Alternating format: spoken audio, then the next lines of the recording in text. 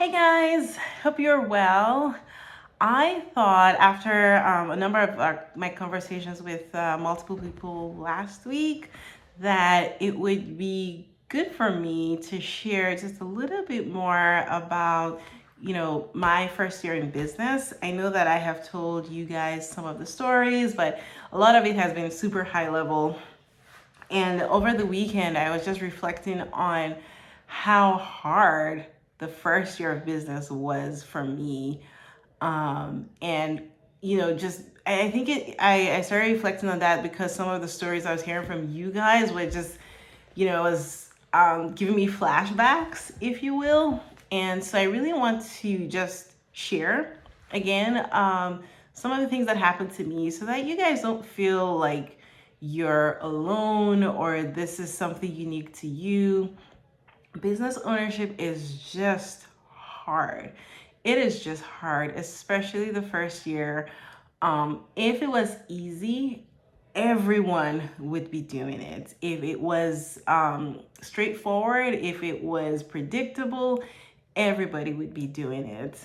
So again, the point of this videos, and I'll send a bunch over the coming weeks, is just to share, from my perspective and share my stories of how hard it was for me and how I overcame. So the first story that comes to mind is when I just opened the Westford location in 2017. 3 months into opening that location, it did start well. I will say it started well. We had I want to say we lost the data because we're using a different platform, but I think we had between 30 to 40 kids by the end of the first month. So it was going well, and this was me, not having any business experience. This is me not coming from like an entrepreneurial family. I've had side hustles, but I never really run a business at this scale. And this was also me, being a not first generation, like an actual immigrant, being an immigrant to this country. And when I decided that I was going to go into business, everybody was like, why would you do that? You have a stable job. I was a entry-level software engineer at Microsoft, and I was earning $106,000 per year with bonuses and whatnot. And nobody could understand why, in my right mind, I would leave that to start a business. But I felt like it was what I had to do. And so I did that. And here I was doing that, taking the leap of faith. And then I'm like, okay, it's going okay. And then 3 months in, my son was diagnosed to be on the spectrum, which for anyone who's ever dealt with that, it is one of the hardest things you can ever go through. It's one of the hardest things I've ever heard a doctor say to me. And it was rough just to hear that. It was really rough.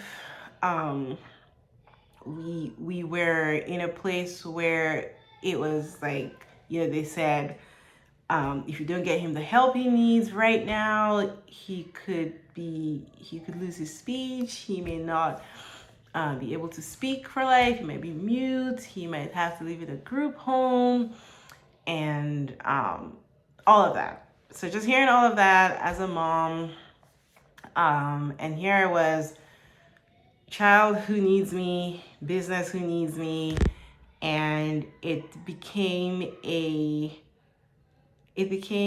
fight or flight situation.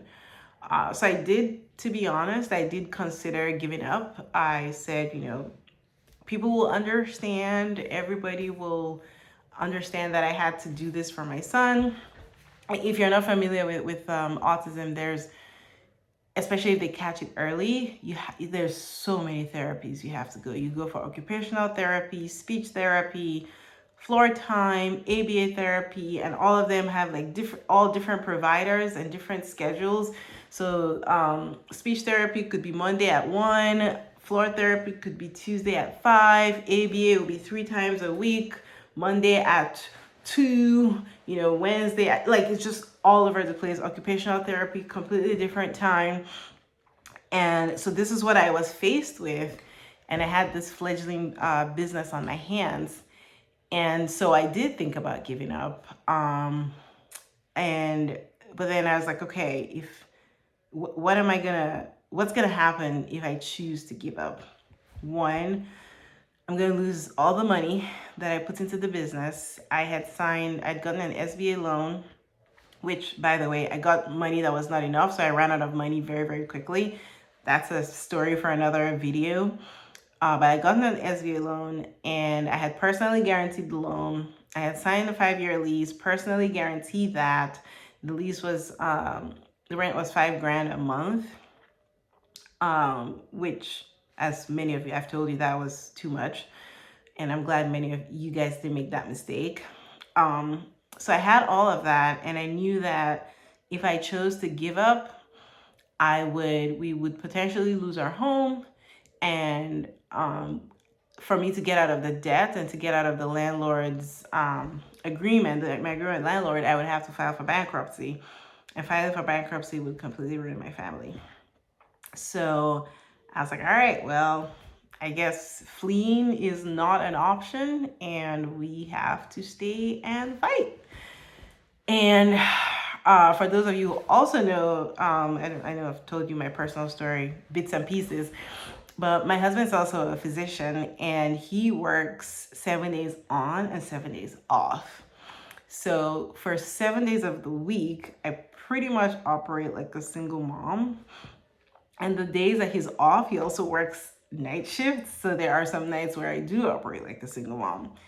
And so there's all of that happening. I have to take this child to all these therapies. I have CodeWiz. On the other hand, my husband is able to help the best he can when he is off. And we have no family in the area. I didn't know where Esther was at the time, but my parents were in Nigeria. My sisters were in Nigeria. We didn't have cousins, uncles, aunties, or friends that I could just, reach out to for help.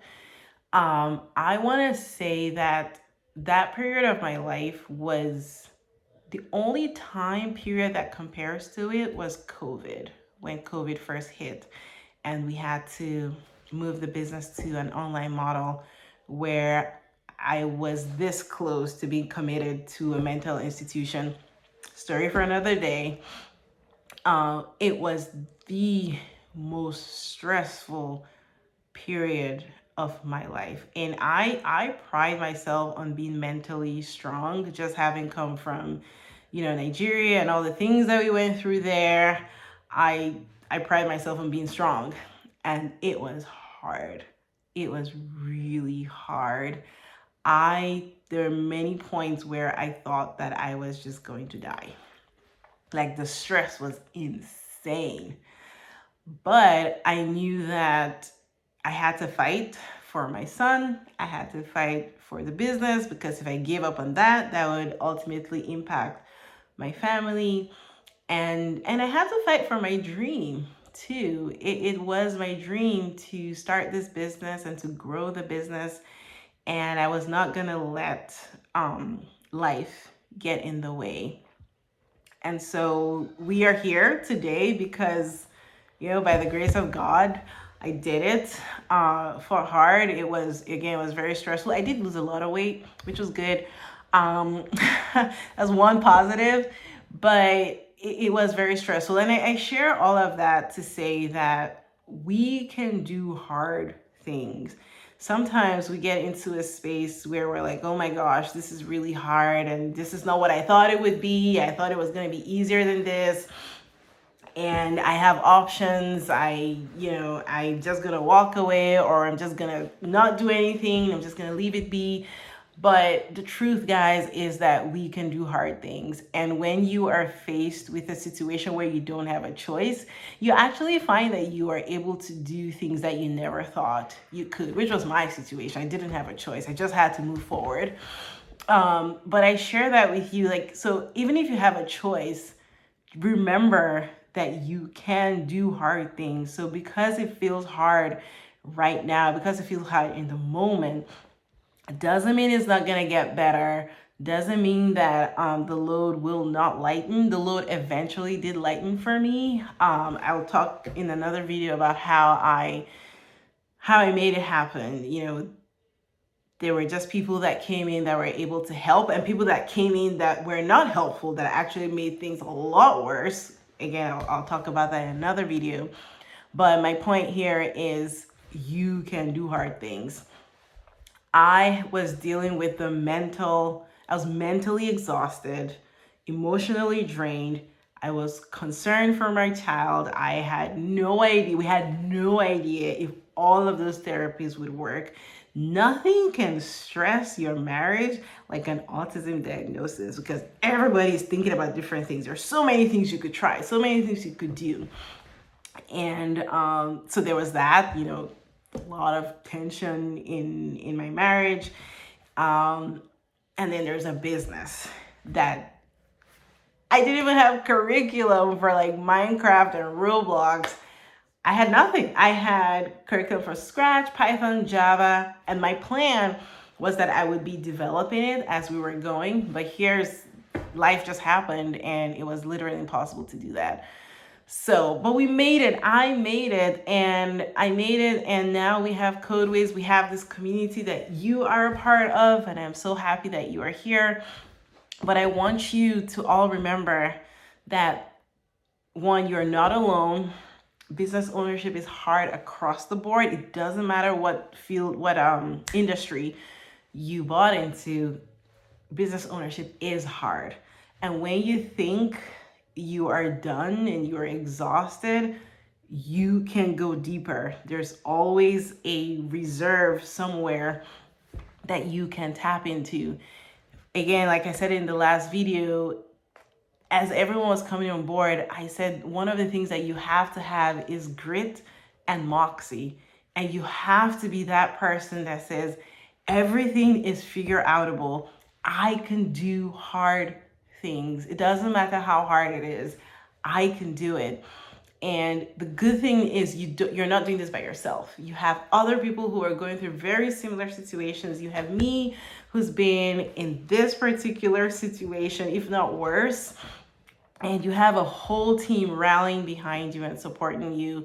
So it's okay to take a step back, to take a break. It's okay to cry. It's okay to go into the closet and hide, and you don't want to see your kids, you don't want to see nobody, you don't want to talk to me. That's totally fine. As long as you come out of the closet, pick yourself back up again, and you keep going. We have to keep going, guys. We have to do this for ourselves. We have to do this for our kids. Our kids are watching. And there's no greater to me. I mean, part of why I do what I do is that I want my kids to say, look at that, my mom did that. So that's a huge part of my why. And I think that's one of the things that keeps me going. And so for me, I want my kids to say, wow, I've seen my mom cry, I've seen her stumble, but I've always seen her get back up again and just keep fighting. And I want them to take that away. Like, even if I never get to pass Codeways on to them as this huge legacy, I want that to be the lesson that they learn from me, is that you just never stop fighting. You always, even when life hits you, you just keep getting back up again and you keep fighting. So I encourage you to think about your why. Why did you start this business in the first place? What made you so excited about it in the beginning? And just really anchor to that. Hold on to that and let that get you through the tough times. Tough times, what is it? Tough times don't last, but tough people do. All right, so let's put on our big girl pants and let's just make things happen, because you can do hard things.